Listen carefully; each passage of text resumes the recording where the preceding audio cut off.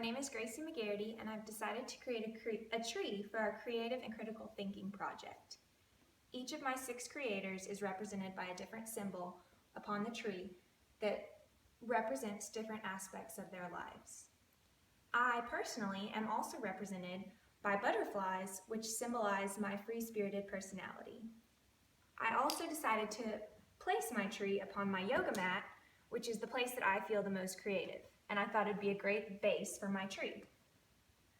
So I'll walk you through each of my 6 creators and what their symbols mean, as well as how I personally connect to them through my butterfly. Anna Halpern is my first creator. Anna is represented by a ballerina and a tap shoe to symbolize her creativity through dance. Anna was born in Illinois in 1920 and then studied dance under Margaret Doubler at the University of Wisconsin in 1940. Halpern felt that Doubler helped her understand the human body and how anatomy and biology played a role in movement. Halpern was very aware of her breath and was able to connect her breath work to movements, which created a wonderful artistic dance. Anna married Lawrence Halpern and moved to New York City to become a member of the Doris Humphrey Charles Weedman Dance Company. Anna and Lawrence then moved to the West Coast, where they were heavily influenced by the local dance styles. Lawrence had a strong influence on Anna's work. Lawrence's experience as a landscape architect motivated Halpern to explore her creativity and bring awareness to the environment through dance. Anna is known throughout the dance community for her creating a dance revolution, as well as inspiring a countless number of artists. Halpern had a very playful personality, while also being very stubborn. As a visionary leader in the dance world, Halpern was not afraid to take risks, explore, and have fun. So I'll put my butterfly to represent myself and how I connect to Anna Halpern. The creators on Creating Book stated that the process is the purpose. This statement is something that I frequently repeat to myself throughout my daily yoga practice.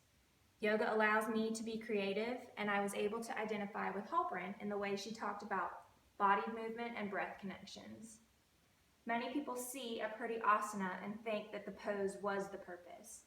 But to those who practice yoga, it is more about getting on the mat day in and day out to achieve the asanas. My second creator is Richard Feynman.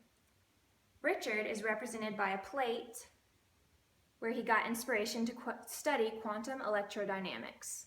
He is also represented by Uncle Sam for his work on the atomic bomb that, although was an unfortunate weapon of mass destruction, helped end World War II. Renowned physicist Richard Feynman was born in 1918 in New York City and went on to study at the Massachusetts Institute of Technology. Feynman's mother and father both had a strong influence on his childhood education. Feynman's father taught him to question the world from a young age, and his mother taught him to love and laugh and have courage. These 2 relationships seem to have the strongest influence on Richard's creative abilities. Feynman continued his education to receive his PhD from Princeton in 1942. Feynman worked on the Manhattan Project, or the atomic bomb, while he was at Princeton and also during World War II. Feynman then accepted a position at California Institute of Technology as a theoretical physics professor. Feynman loved teaching, and as his students constantly questioned him, which kept his mind working. Feynman was married 3 times during his life. His first wife, Arlene Greenbaum, passed away from tuberculosis. He then married Mary Lou, but they were soon divorced. Finally, Feynman married Gwyneth Howarth, who loved adventure as much as Feynman. Feynman won the Albert Einstein Award in 1954, the Lawrence Award in 1962, and a Nobel Prize in Physics in 1965.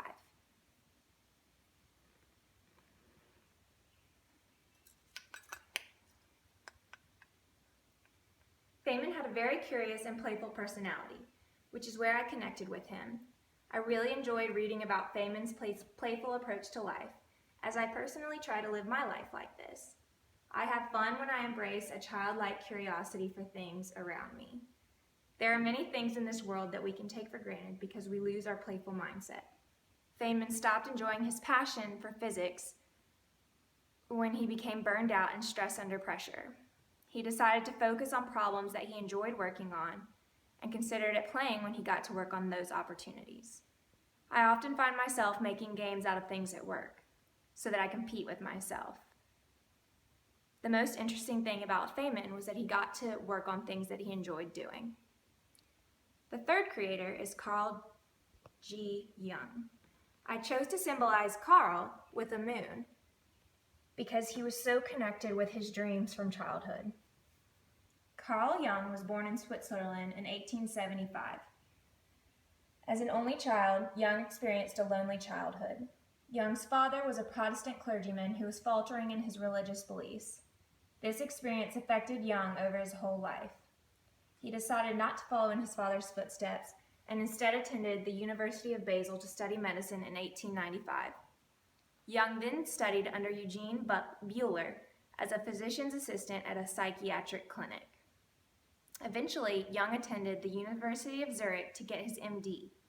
He worked closely with Freud, but later contested many of his theories. Eventually, Jung developed his own discipline named analytical psychology that studies the differences between psychology and psychoanalysis. Jung became widely known for his interests in symbols and dreams, as well as fantasies. He wrote his dissertation on the occult phenomenon, which seems to be directly attributed to his childhood experience. Jung describes the dreams as a boy that inspired his studies over the course of his life. Jung is responsible for the study of the introverted and extroverted personality types as well.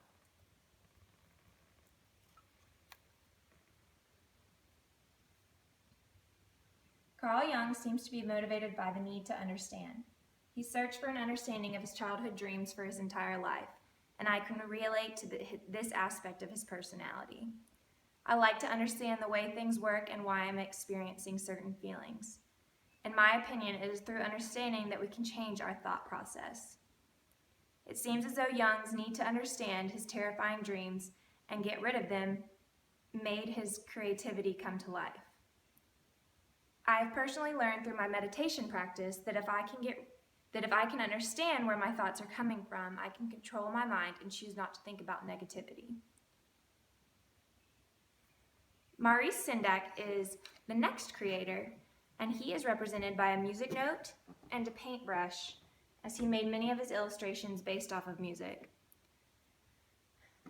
Maurice Sendak is a well-known author of children's books, including Where the Wild Things Are. Maurice was born into a Polish-Jewish family in New York. Sendak spent most of his childhood indoors due to many health problems. Due to his childhood illnesses and limitations, Sendak turned to reading for pleasure. This set the base for allowing Sendak's imagination to expand. Walt Disney's Fantasia inspired Sendak, and it gave him imagery for sounds. Maurice makes his illustrations based off of music. Starting in 1948, Sendak worked and took night classes at the New York Students' League. After 4 years, Sendak started illustrating children's books full-time. In 1963, Where the Wild Things Are skyrocketed Sendak to fame. Sendak is well known for his artistic imagery, but had a lifelong sense of melancholia due to his childhood. Sendak grew up in a world of looming terrors, but he had a warm side with an intense passion for music and arts.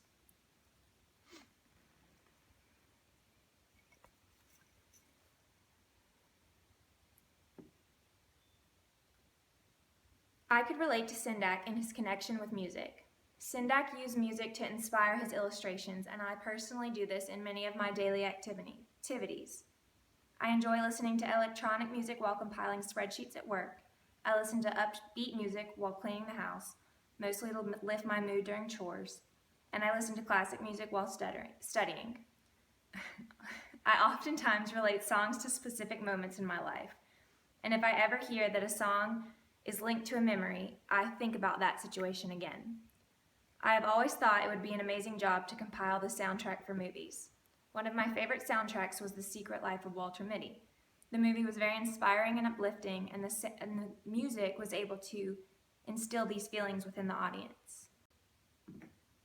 Eugene Herrigel is symbolized by this arrow, as it was through archery that he found his Zen state. Herrigel was a German philosophy professor who studied Zen in Japan in the 1920s. At Heidelberg University, Herrigel studied theology and philosophy and developed a deep interest in Christian mysticism. Herrigel began his practice of archery in order to achieve this Zen experience he was looking for. Herrigel received much of his archery training through a Japanese archery master, Kenzo Awa. It was one of the most influential relationships in Herrigel's life. Awa took a different approach to the mainstream Zen practice. The master did not immediately tell Herrigel how to achieve greatness in his practice. After Herrigel struggled with the craft, he finally learned that through the breath he can control his archery practice. Herrigel later recorded his experience in Zen and the Art of Archery that was published in 1953.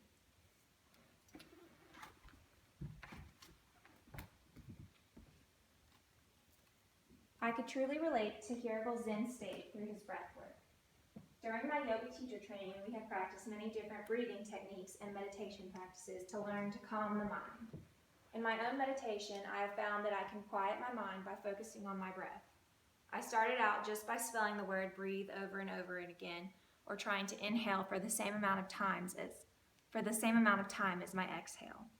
Herrigel explained how it was so hard for him to breathe easy during his archery, but with time and practice, this breath work became easy. I too have been able to achieve this state in which my meditation and breathing techniques come much easier, and I do not find myself forced to meditate anymore. Our last creator is Laurence Olivier. Olivier is represented by drama masks symbolizing his lifelong acting career.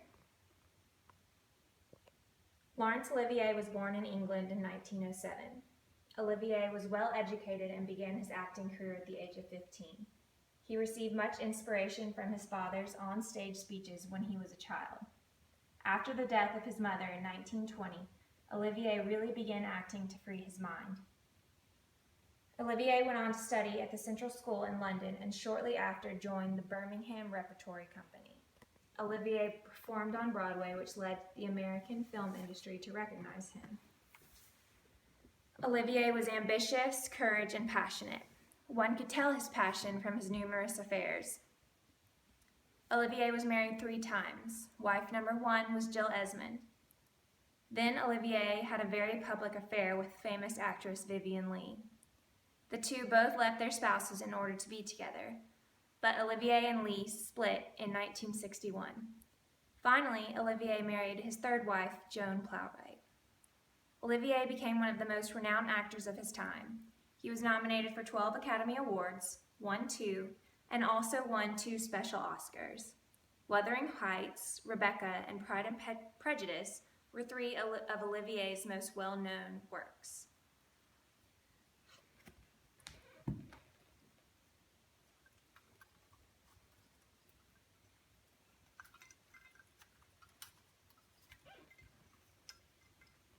Baron Montori and Baron explore Olivier's relationship with stage fright.